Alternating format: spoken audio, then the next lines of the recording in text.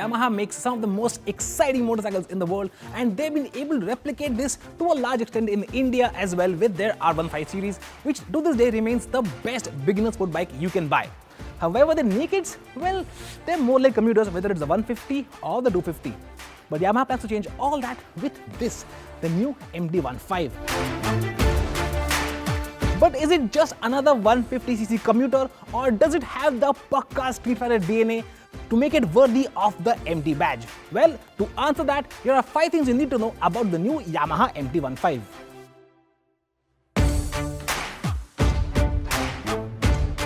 1. It gets the same engine as the R15 V3. So that's the same 155cc single-cylinder liquid-cooled 4-valve motor with VVA or variable valve actuation. So it still makes 19.3 PS of power and 14.7 Nm of torque. But to spice things up on the MT-15, Yamaha has given this a larger rear sprocket, which is up by 4 teeth, which means initial acceleration is much quicker. Also, the bike weighs 4 kilos less than the R15, so in the acceleration run at least till 60 kph, we believe this is going to be much faster. Of course, its top speed will be lower compared to the R15. And while we didn't have a chance to test how fast it would go, the acceleration out of corners was quite impressive. The experience was aided by the same slick-shifting 6-speed gearbox from the R15 with a slip and assist clutch as well. 2. There are some key mechanical differences over the international MT-15. Firstly are these spokes. Now the international bike gets upside down units, but just like the Indian R15 version 3, these are conventional telescopic spokes. That said, the front end geometry is kept the same as the R15 V3, which means it has the same rake angle.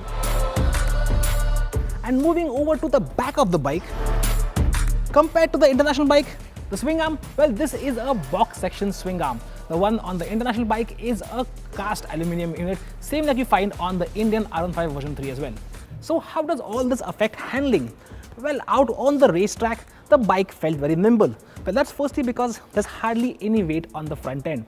The bike steers in quite rapidly into corners.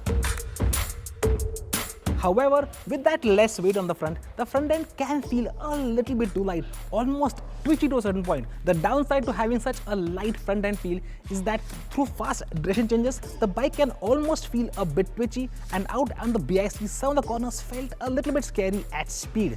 So the MT-15 does require a slightly delicate hand to actually extract its best handling potential.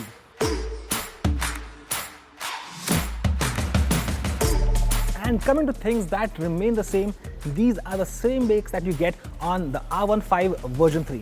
However, out on the track, both bite and feel felt severely lacking. It almost feels like these were tuned more for street everyday use. And then in terms of safety, it does get ABS, but it's only single channel, not dual channel like on the R15. 3. There are some visual changes compared to the international MT-15 as well. Firstly gone are the wacky colors that we see on the Indonesian bike. Yamaha India has gone for more subtle colors, and I think I'd call them a little bit dull. You get this sort of dark blue and you get a black. Even those fluorescent wheels on the international bike are not here. All you get on this blue bike are fluorescent rim tapes on the wheels. That said, the overall shape does remain the same as the international bike, including this bikini fairing with that robotic looking LED headlight. Now we have seen LED headlights on the R15 V3 as well, but they were a bit disappointing in terms of how much light they provided in the dark. This one though might be a little bit better considering that it's a projector. Overall though, what's really visually missing in this bike is that muscular stance that the international bike has, and that's thanks to the lack of the upside down forks. While we have no issues with the quality of paint and overall plastics, the way all the bits come together does feel a little bit flimsy. And the switchgear quality isn't up to the same level that we are used to seeing on other Yamaha bikes. 4. The ergonomic changes make it a lot easier to live with compared to the R15 V3. Firstly, the seat height has gone down by 5 mm, so at 8 mm it's not exactly very short, but essentially the bike is very narrow. So while I can't really flat foot the bike properly, I can still get my feet down very easily. So even for short riders, it should not be a big problem. Then the bike itself also feels quite light and quite narrow, which means maneuvering this bike even in the parking lot is a very easy task. And when it comes to the stance, well, you got these nice wide handlebars just set quite low. So you have this very slight lean forward towards them. Now the posture does feel a little bit aggressive, and it does remind you a little bit of the smaller KTM Dukes, especially because the bar is set quite close to you. And then speaking about the seat, well, it is actually fairly comfortable for the rider, and even though it has a fairly deep scallop, it's not as bad as the BMW G3 10R. So you can still move back in the seat if you have to. As for the pillion seat, well, it's actually quite small. So if you're as skinny as Anis, well, you might be able to just about manage. But any larger? I don't think so. 5. At rupees 1.36 lakh ex-showroom Delhi, it is just about 3.5 grand rupees cheaper compared to the R15 V3. And herein lies the problem. In terms of equipment, it is offering a little bit less, like the swing arm or even the ABS. But then the price difference isn't all that much.